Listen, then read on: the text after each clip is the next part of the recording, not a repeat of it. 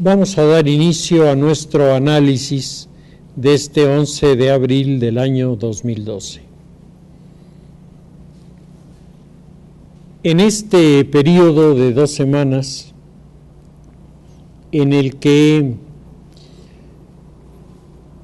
hemos estado revisando la información que llega del mundo entero, me parece que hay en el marco internacional algunos temas que vale la pena reflexionar y sobre los que se va a centrar el análisis. En primer lugar, la noticia de que Corea del Norte había lanzado un proyectil que según Corea del Norte es un intento para desarrollar un modelo que pueda llevar al espacio exterior satélites norcoreanos, y según los japoneses y los coreanos del sur es un cohete con claras intenciones de utilización bélica para, con cabeza atómica, poner en riesgo al vecino Corea del Sur y a las islas del Japón. Esto ha despertado una polémica en la que se inició un análisis, una descripción de lo que era el cohete. Se veían su posible utilidad desde el punto de vista de experimento científico, o bien su riesgo como armamento que pudiera utilizarse.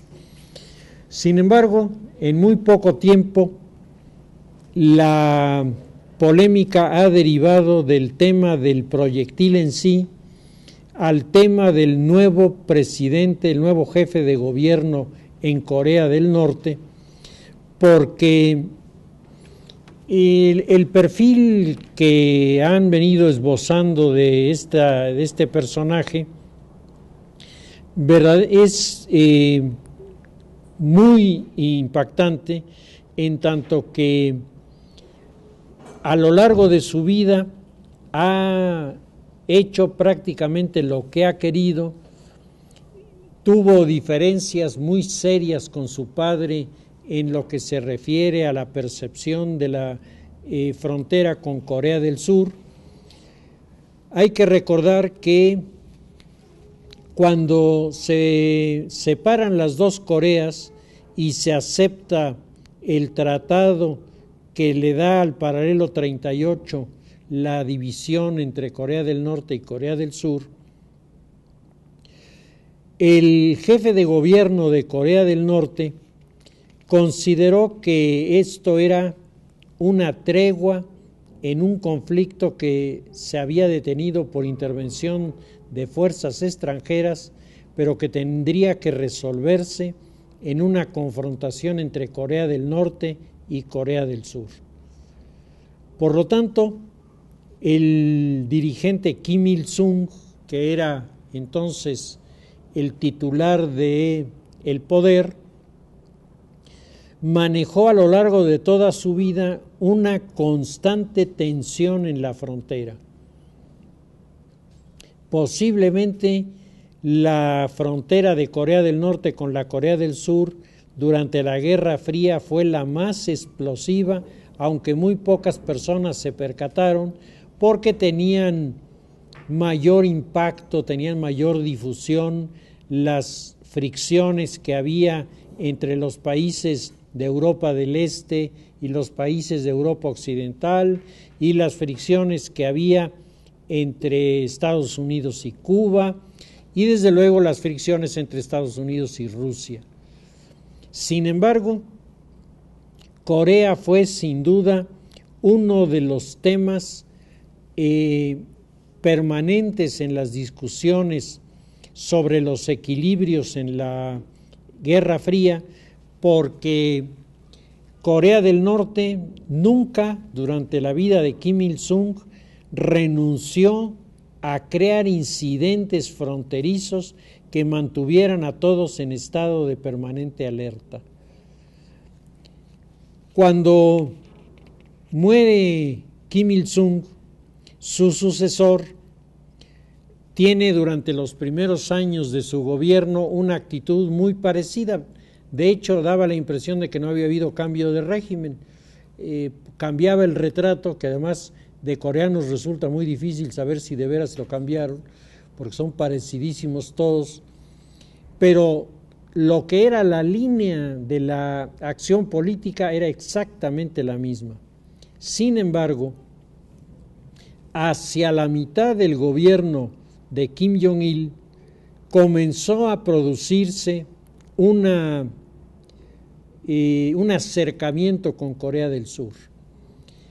Las autoridades de Corea del Sur, asesoradas por varios expertos en el tema de la geopolítica asiática, comenzaron a hacer sugerencias para mesas de negociación, y la sorpresa del mundo fue cuando el jefe de gobierno de Corea del Norte anunció que durante casi 3 días se podría cruzar la frontera de Corea del Sur hacia Corea del Norte y los visitantes serían bienvenidos.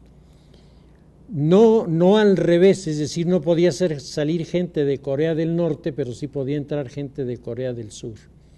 Esto era inusitado porque rompía totalmente el esquema de Kim Il-sung de que había una tregua y de que todos eran soldados y que estaban dispuestos a matarse. Ahí al revés, en estos 3 días, el tráfico de ferrocarriles fue intenso. Una enorme cantidad de personas viajó de Corea del Sur a Corea del Norte porque muchos de ellos por primera vez conocieron a sus parientes. En otros casos, parientes que habían dejado de verse años de años, finalmente se reencontraron. Y esto parecía un muy promisorio escenario para llegar a acuerdos más amplios. El gobierno de Corea del Sur, en esta actitud de bajar la tensión, ofrece a Corea del Norte asesoría para el desarrollo tecnológico electrónico, que Corea del Norte está atrasadísimo en estos terrenos. A través de la Organización de las Naciones Unidas y particularmente la dependencia de la FAO, se llegan a una serie de propuestas para implementar grupos de personas voluntarias pero muy capacitadas en el área del desarrollo de la nueva tecnología de la agricultura para ayudar a los coreanos del norte que siempre han tenido problemas para ser autosuficientes en alimentación. Es decir, el escenario pareció cambiar de muy malo a muy bueno en muy poco tiempo. Y ahí se produce el primer enfrentamiento del actual jefe de gobierno con su padre, porque no está de acuerdo. Él dice que tiene que respetarse el pensamiento del fundador del Estado de Corea del Norte, que está señalando que hay solo una tregua y que la guerra es inevitable.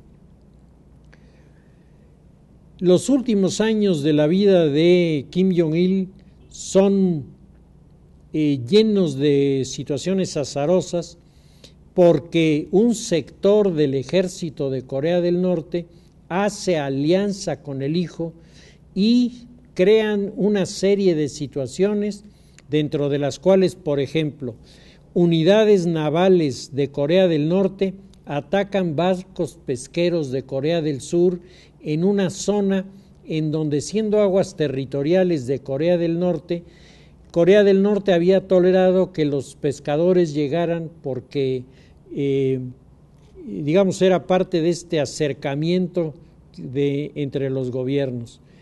Las unidades militares de Corea del Norte disparan contra los buques pesqueros, detienen algunos y se los llevan prisioneros y todavía los tienen prisioneros, motivándose inmediatamente una situación de tensión muy grave que vendrá acompañada de la prueba de otro misil que en su momento fue lanzado también y que el propósito de los coreanos del norte era demostrar que el misil alcanzaba al Japón y que por lo tanto los japoneses quedaban dentro del rango de acción de una ofensiva militar de Corea del Norte, porque Corea del Norte mantiene, digamos, como parte de su educación a los jóvenes, un mensaje de odio contra el Japón por las barbaridades que los japoneses hicieron con los coreanos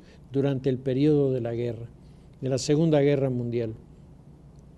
Entonces, el clima se tensionó tremendamente y la diferencia entre padre e hijo era evidente. Yo creo que todo el mundo recuerda que incluso el cine lo reflejó en una película de James Bond, en donde ponen al padre contra el hijo en la frontera de Corea por el manejo de un satélite. La muerte de Kim Jong-il lleva al poder a un hombre que teóricamente debería estar ya maduro, o sea, no es un jovencito, es un hombre de 40 años que por lo tanto debería tener mucho más sensatez, pero que se comporta como niño chiquito en un puesto de decisiones muy delicadas. Las caricaturas a nivel mundial han sido terriblemente agresivas contra el mandatario. La imagen de un niño con un chupón que está jugando con un misil es tal vez de las más claras en lo que se refiere al señalamiento de la irresponsabilidad con la que se está manejando este asunto. Pero el problema no quedó allí. Desafortunadamente, la reacción de Corea del Sur y de Japón no fue exactamente la de la mesura, la del equilibrio y la de el tratar de llegar a un entendimiento, sino la actitud de estos dos gobiernos fue desafiante. Y entonces incluso anunciaron la posibilidad de desarrollar un proyecto conjunto Japón-Corea del Sur de un antimisil que en el momento en el que lanzaran su misil los coreanos del norte lo destruirían en el aire y se acabaría el problema. Si era científico o no, ya no era, simplemente ya había desaparecido. Esto provoca la inmediata reacción del Consejo de Seguridad de las Naciones Unidas, que saben por antecedentes históricos que la vinculación de Corea del Norte con el régimen de China comunista ha sido extraordinariamente cercana. De hecho, una buena parte de los aviones de combate que tienen en este momento los coreanos del norte fueron suministrados por los chinos.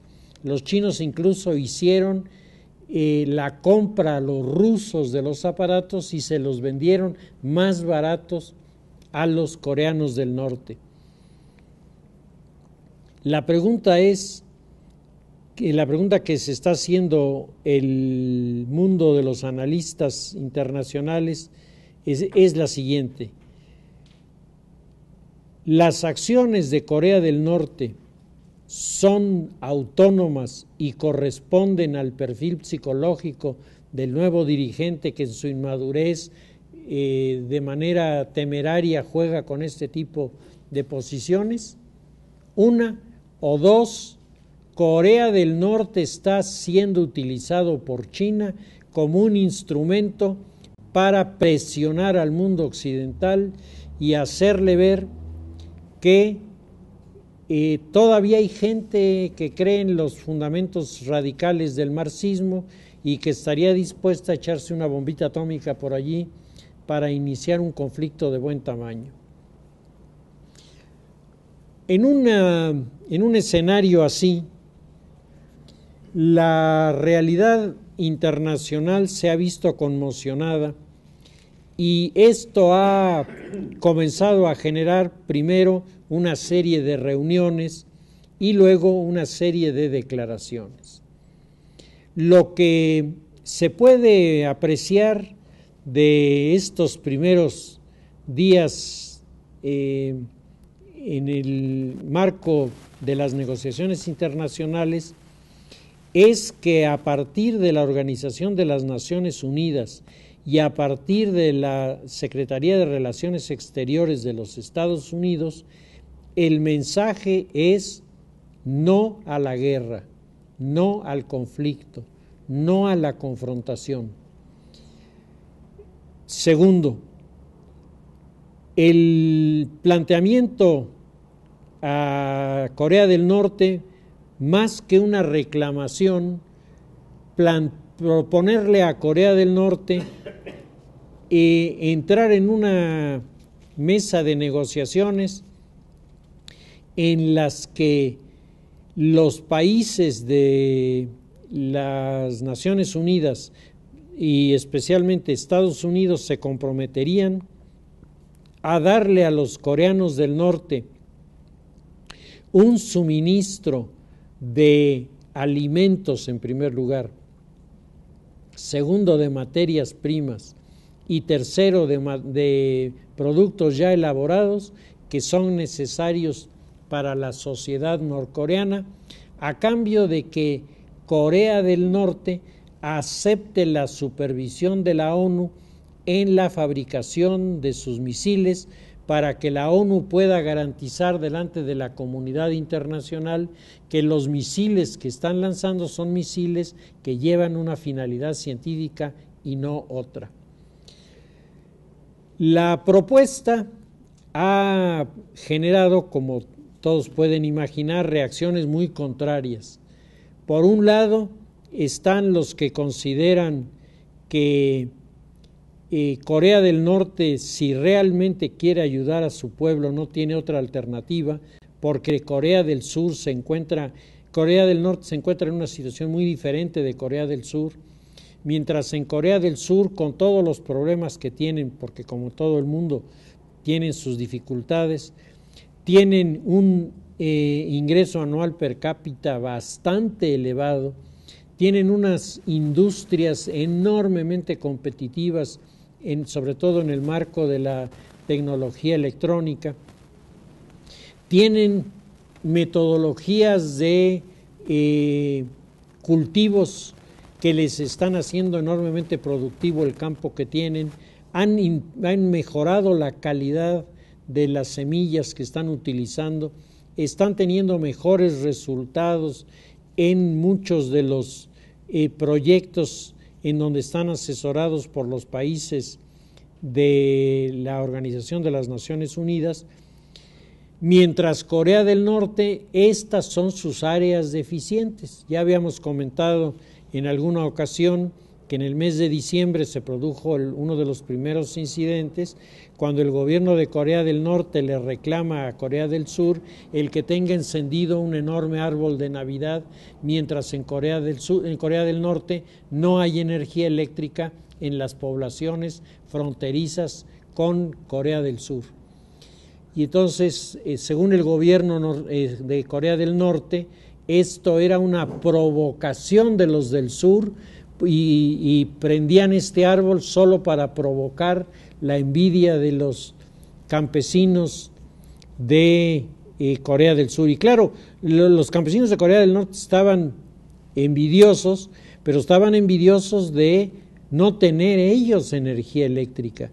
No estaban enojados porque les hubieran prendido un árbol de Navidad enfrente, estaban enojados porque no tenían con qué resolver sus necesidades. La propuesta está sobre la mesa y esto nos lleva a uno de los datos de la realidad internacional que no podemos hacer a un lado. El mundo internacional ha dejado de operar de acuerdo a los principios, a las reglas y a los mecanismos de la Guerra Fría. Eso ya no funciona. Hoy lo que puede apreciarse en este inicio de la posmodernidad es que el viejo modelo de las superpotencias está desapareciendo. Ya lo había anunciado Paul Kennedy en aquel extraordinario libro de Auge y Caída de las Grandes Potencias, en donde él daba los datos que marcaban que los Estados Unidos, que en el momento en el que el libro de Kennedy se lanza a los mercados, aparecía como la potencia unipolar más poderosa del mundo, decía Kennedy, pues aún esta potencia está llegando a su momento crítico, es decir, como la cresta de la ola en el momento en el que está más arriba es porque comienza la caída de la misma y por lo tanto las grandes potencias desaparecerán. Y el nuevo mundo, augura Paul Kennedy, será un mundo diferente porque será un mundo que funcionará a base de bloques regionales.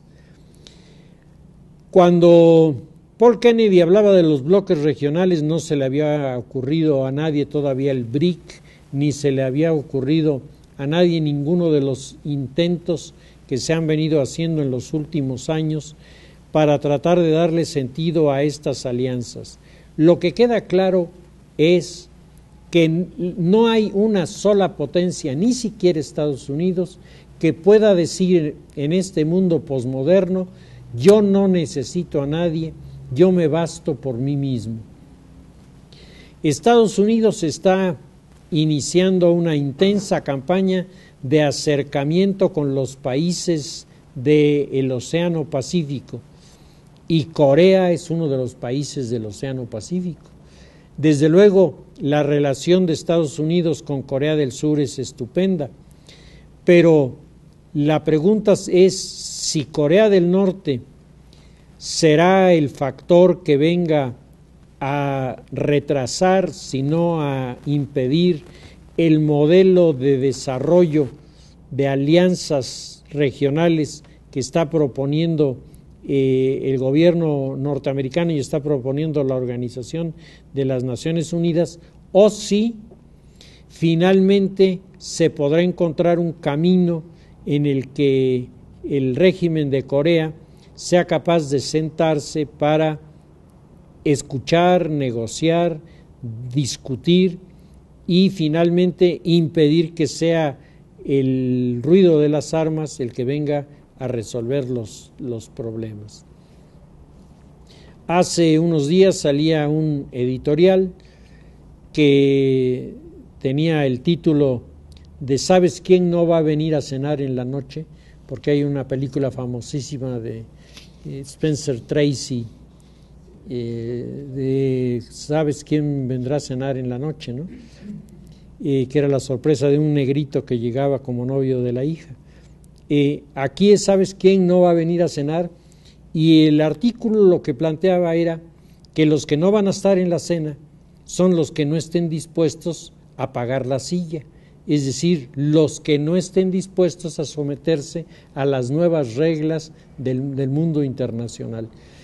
Y esas reglas del mundo internacional se están diseñando aquí y ahora y van a ser los nuevos parámetros de referencia para entender cuáles son las naciones que, pagando estas sillas, sentado a la mesa de las negociaciones, puedan al final de cuentas llevar buenos resultados a sus países y puedan beneficiar a sus sociedades, y quienes marcarán su distanciamiento, creándose con ello ya desde ahora toda una tensión e inquietud, porque el que un país como Corea del Norte no se siente a la mesa y no pague su silla no es irrelevante.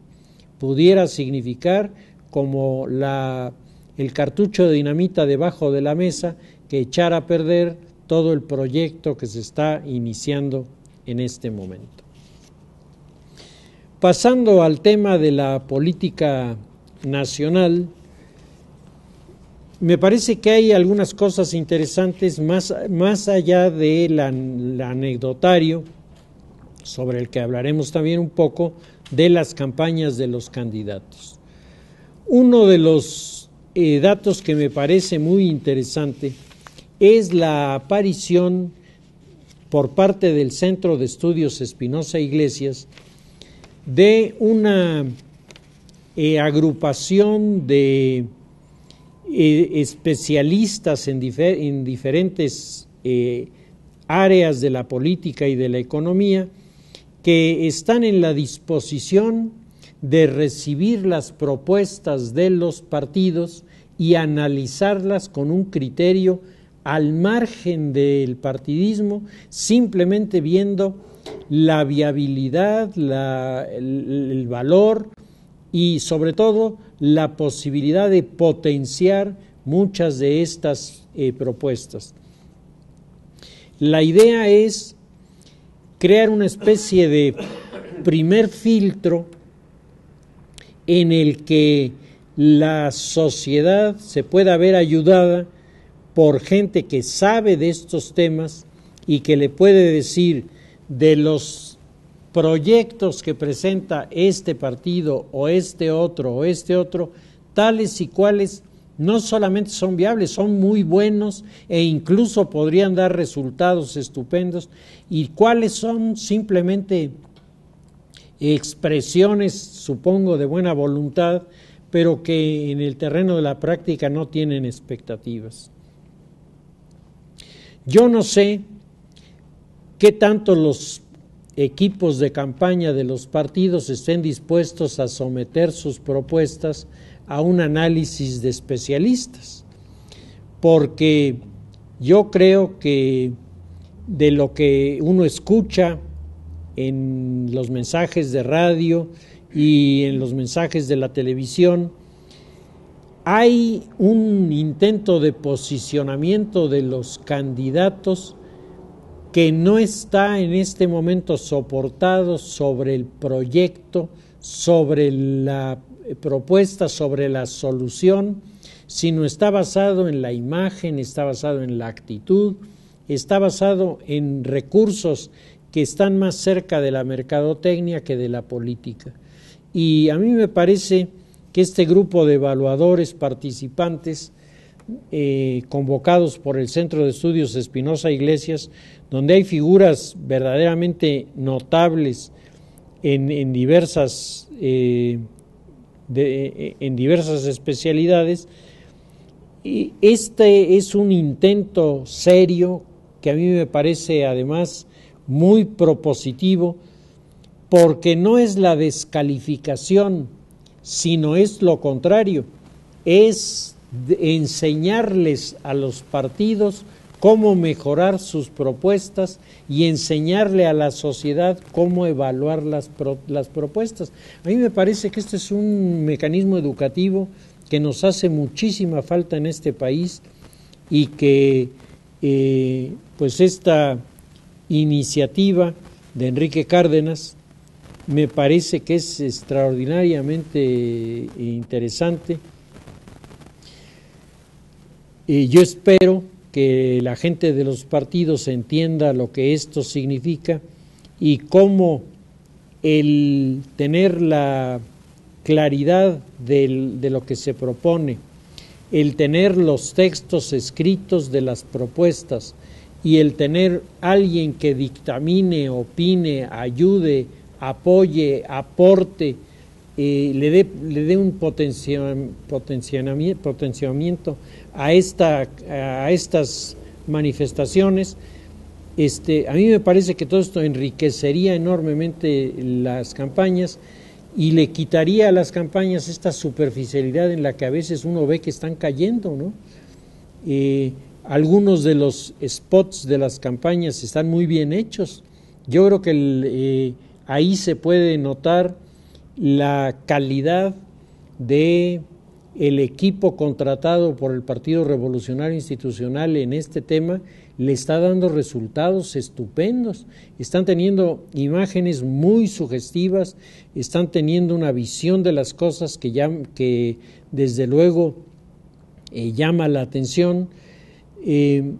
Platicando hoy en la clase con mis alumnos sobre este tema, todos los que opinaron sobre el particular hablaron de estos mensajes en televisión del mismo candidato, lo que quiere decir que es el que está penetrando más en la cercanía con la comunidad. Pero al margen de estas buenas imágenes o de algunos textos, yo escuché de López Obrador un texto que a mí me gustó mucho, un texto de conciliación, de tender la mano. A mí me pareció bueno hasta que lo vi.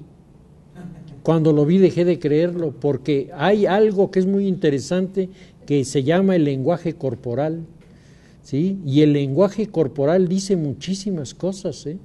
Y a López Obrador no le ayuda, porque uno lo oye y oído en el radio dice uno, suena bien, lo ve uno y dice uno, no te creo. Entonces, pero al final de cuentas siguen siendo posturas que sin ser malas no están entrando al fondo de la problemática que vivimos, ¿sí? Todos hablan de la inseguridad y todos hablan de que necesitamos un México seguro, sí. ¿Cómo? ¿Cómo lo van a hacer? ¿Cómo van a cambiar la realidad de la seguridad en el entorno en el que vivimos? El día de ayer fue el 93 aniversario de la muerte de Emiliano Zapata.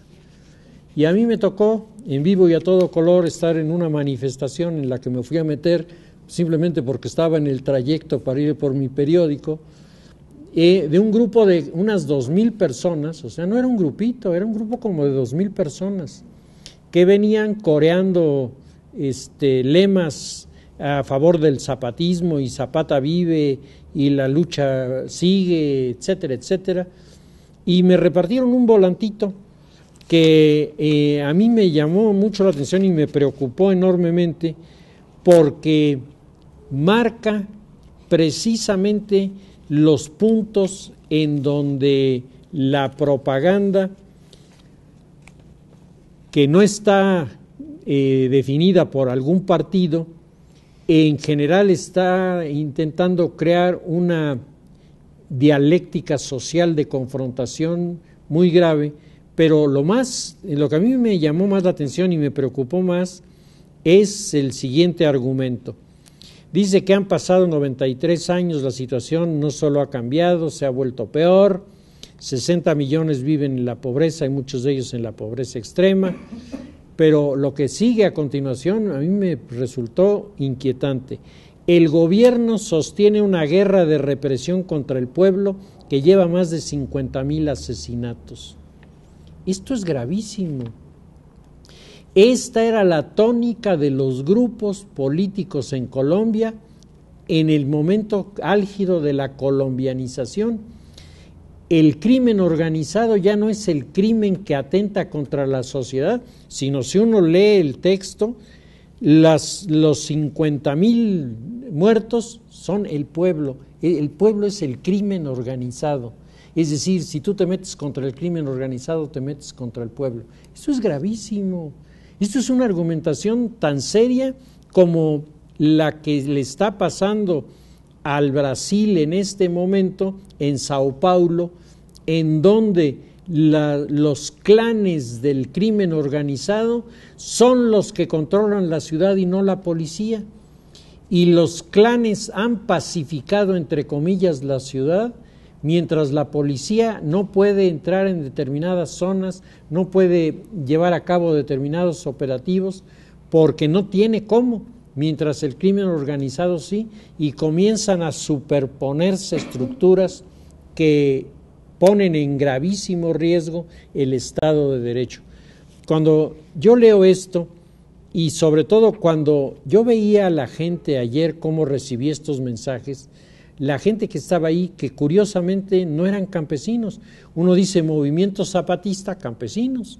¿Por qué? Pues porque Emiliano Zapata, sea de la manera que ustedes quieran, pero intentó al menos, o quiso al menos, representar al grupo de los campesinos.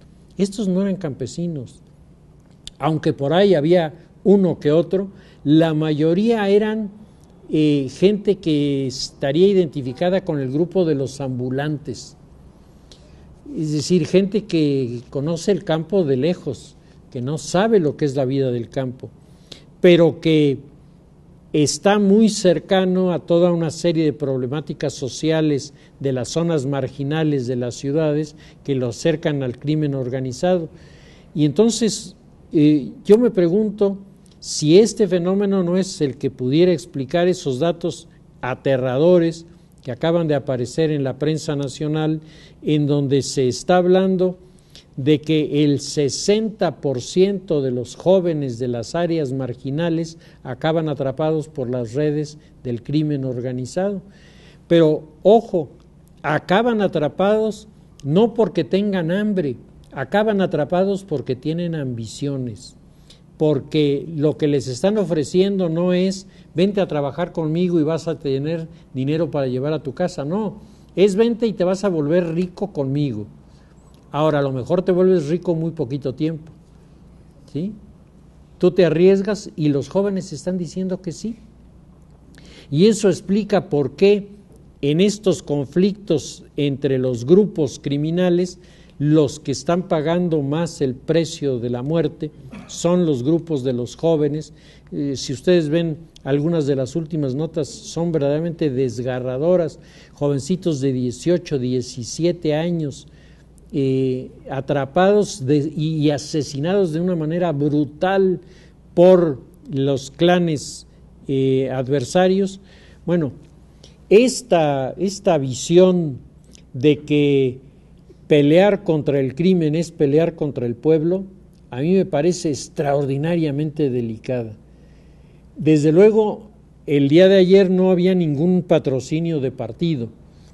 El grupo que lo promocionaba era la Unión Popular de los zapatistas, y su argumento era porque estábamos celebrando el aniversario de la muerte de Emiliano Zapata, pero el contenido no es de Zapata. Yo estoy seguro que Emiliano Zapata, si viviera, no estaría de acuerdo con estos argumentos. Él tendría otros, a lo mejor más radicales en muchos otros terrenos, pero en este terreno particular me parece que tendría diferencias muy profundas. Los partidos metidos en esta campaña, en donde el tema central es la imagen pública, es el marketing, dejan abiertos los espacios para manifestaciones como estas, que son las que a ciertos niveles de la comunidad van como proponiendo los argumentos o van proponiendo las soluciones que a mí me parece están lejísimos de la realidad mexicana. Yo no creo que una confrontación entre mexicanos sea la solución en este momento, una revolución ahora. Si la revolución en el siglo pasado es tan discutible, una revolución ahora, me parece que solamente criterios muy ideologizados son los que pueden andar dándole vueltas a estas ideas. Pero bueno, cuando uno ve 2,000 personas coreando estos lemas, y a muchos de ellos no solamente iban coreando, nos iban desafiando, ¿sí? Iban desafiando al resto de la sociedad. Su actitud era una actitud sin ser agresiva físicamente, pero desde el punto de vista verbal, cuando gritaban y hablaban, miraban a las personas. Era un reto a la sociedad. Este tipo de planteamientos, si nosotros lo vinculamos a una de las que a mí me parece más deficientes declaraciones de Andrés Manuel López Obrador. Tenemos que tabasqueñizar el país. Bueno, este era el lema de Garrido Canábal en Tabasco. Precisamente ese era el lema de Garrido Canábal: tenemos que tabasqueñizar el país, y eso significaba tenemos que radicalizar el país. Y a mí me parece que no estamos para radicalizaciones, para lo que estamos es para la búsqueda de soluciones. Por eso me parece muy constructiva la postura del grupo de Espinosa Iglesias de decir, vamos mejorando la calidad de las campañas, exigiéndole a los partidos y a los candidatos que nos propongan sus soluciones, que nos digan cómo van a hacer para generar el número de empleos que hace falta para que este país comience a tener un piso sobre el que pueda construir el futuro de nuestra economía. ¿Cómo le van a hacer para crear empleos? ¿Cómo le van a hacer para convertir nuestra industria en competitiva en los mercados internacionales? ¿Cómo vamos a romper con la herencia de proteccionismo para poder estar a tono con los factores que están en el marco internacional? ¿Qué respuesta tienen los candidatos al desafío geopolítico de la posmodernidad en un mundo globalizado sobre el tema de la cuenca del Pacífico? ¿Qué alternativas proponen?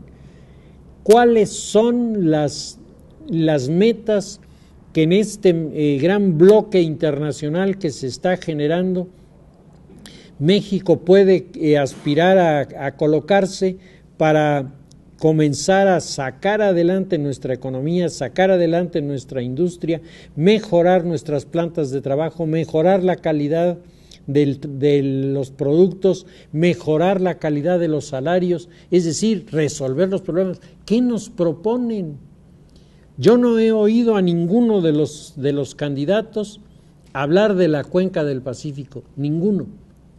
Cuando hoy es el tema internacional de las reuniones, es el tema de los grandes proyectos, la nueva cuenca comercial será interoceánica, y en este mundo interoceánico se estará privilegiando en una primera etapa la comunicación con el Pacífico. Con los enormes litorales que tenemos al Pacífico, ¿qué estamos proponiendo? ¿Dónde hay una propuesta? ¿Qué vamos a plantear o qué vamos a proponer en relación a nuestros recursos petroleros? ¿Cómo vamos a enfrentar el desafío del final del petróleo en nuestro país, teniendo todavía reservas que nos pueden garantizar los próximos 6 años con toda seguridad, pero que nos puedan garantizar que cuando el petróleo se agote o cuando menos ya no fluya con la abundancia de ahora, nosotros tendremos capacidad de presencia y competitividad? ¿Dónde están esos programas? ¿Dónde están los programas para atender en serio la marginación, que no pueden seguir siendo programas asistencialistas? El asistencialismo no es que esté mal, pero es insuficiente. El llegar y darle una despensa a la gente pobre, yo no estoy en contra de eso. A mí me conmueve cuando la gente lo hace y lo hace de buena intención, pero eso no le resuelve el problema a esa persona. A lo mejor le resuelve el problema de una semana, pero a la semana siguiente sigue estando tan hambriento como estaba antes.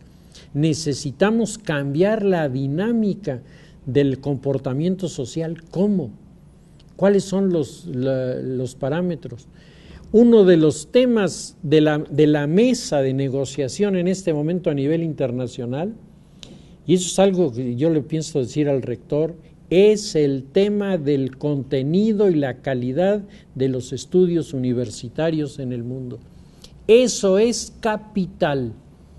Y precisamente ahí estaba leyendo que nosotros nos encontramos muy mal calificados en este terreno para poder participar. Bueno, si estamos mal calificados, ¿cómo podemos hacer para calificar bien? ¿Qué tenemos que hacer? ¿Por qué a los candidatos no se les ocurre que estos son los temas a debatir, estos son los temas a plantear, estas son las soluciones que seguramente las de López Obrador, las de Peña Nieto, las de Josefina Vázquez Mota y Cuadri, estos son los temas que deberían estar sobre la mesa? ¿Sí? Si se cambia el look, esas son cosas que yo entiendo, entran dentro de la campaña y uno tiene que reconocer que tienen su dimensión, sí, pero eso no es lo importante. Lo verdaderamente trascendente es la comunicación de las ideas, ¿sí? Y ahí me parece que la sociedad civil debería respaldar las iniciativas como la del Grupo Espinosa Iglesias, porque estas iniciativas son las que pueden ciudadanizar las campañas. No que los ciudadanos tengan candidatos en los partidos, sino que la ciudadanía pueda incursionar en las propuestas de los partidos y pueda decir, pueda opinar, pueda plantear, y de esta manera comenzar a educarnos en la práctica de la política.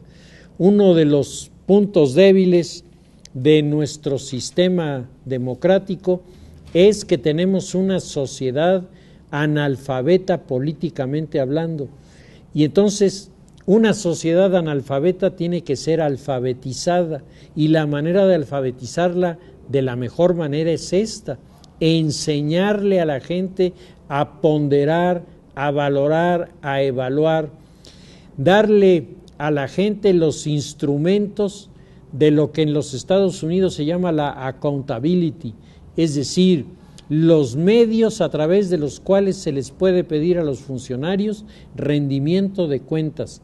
Dime en qué puesto estuviste, qué presupuesto manejaste, cuáles fueron tus proyectos, a dónde llegaste con tus proyectos, enséñame tus cuentas para saber que lo manejaste todo con transparencia y con honestidad.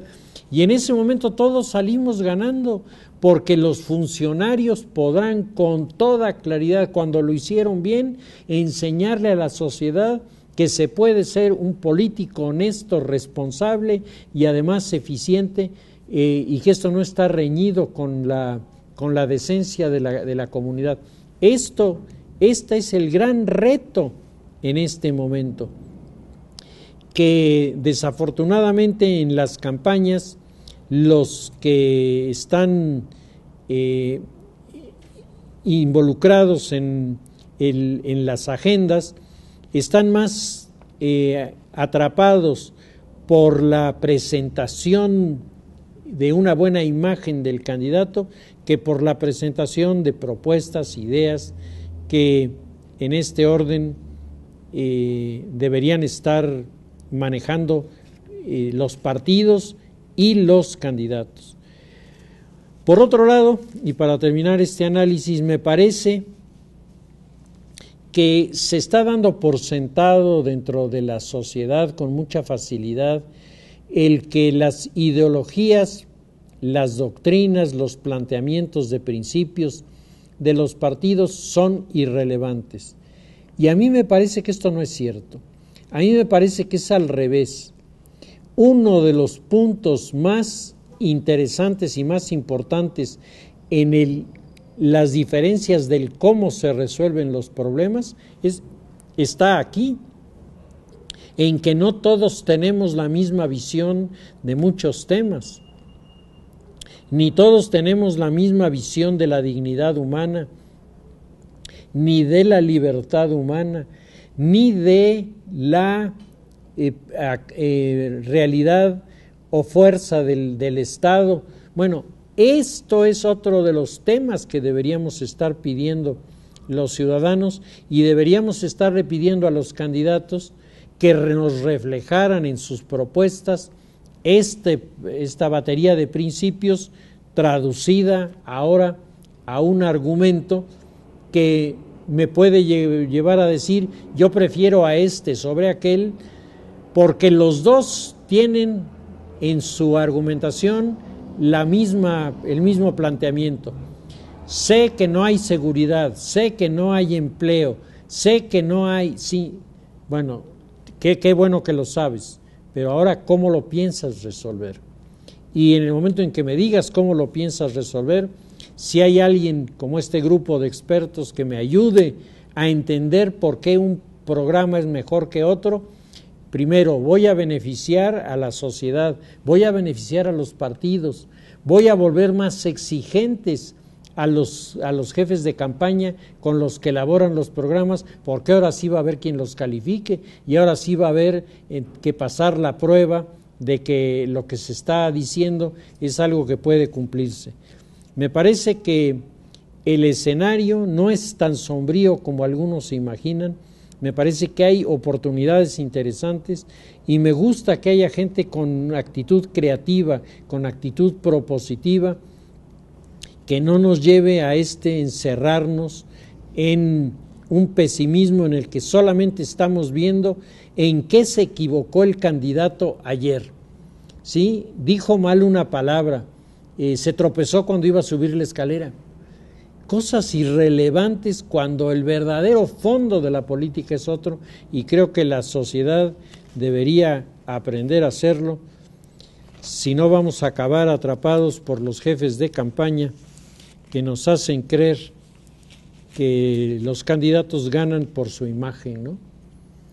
Y yo creo que el ejemplo de la manifestación femenina a favor de Peña Nieto con sus grandes letreros, Peña Nieto bombón, te quiero en mi colchón, es una representación clarísima de ese juego en el que lo último que importa es la política, las soluciones, la problemática de fondo, y todo se pierde en las anécdotas sabrosas o picantes, pero que no resuelven nuestra realidad.